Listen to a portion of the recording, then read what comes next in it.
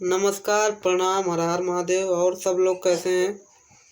सब लोग कमेंट करके बताएंगे। और कल से हमारा बहुत ही प्यारा प्यारा सॉन्ग, सैड सॉन्ग रिलीज होगा, क्योंकि काफ़ी टाइम से सैड सॉन्ग नहीं आ रहा। तो कल से बहुत ही प्यारा प्यारा सैड सॉन्ग रिलीज होगा।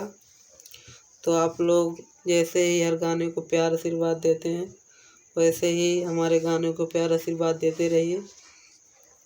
और बहुत ही प्यारा प्यारा सॉन्ग है, नया कुछ कर रहे हैं, नया लेकर आ रहे हैं, तभी लेट हो रहा है। नया है, मज़ा आएगा। बहुत ही प्यारा प्यारा सैड सॉन्ग है। तो आप लोग ऐसे ही प्यार आशीर्वाद देते रहें। हम लोग बहुत अच्छा कंटेंट नया लेकर आ रहे हैं। तो बस हमारे गाने को जैसे प्यार आशीर्वाद सब लोग देते हो, वैसे ही देते रहिए अपने भाई को। नमस्कार, प्रणाम, हर हर महादेव, जय हिंद। आप लोग को पता ही हमारा बहुत गाना सैड सॉन्ग डिलीट हो चुका है, क्योंकि कॉपीराइट आ गया था तो डिलीट हो गया है।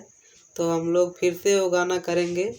बस ऐसे ही अपना प्यार आशीर्वाद देते रहिए।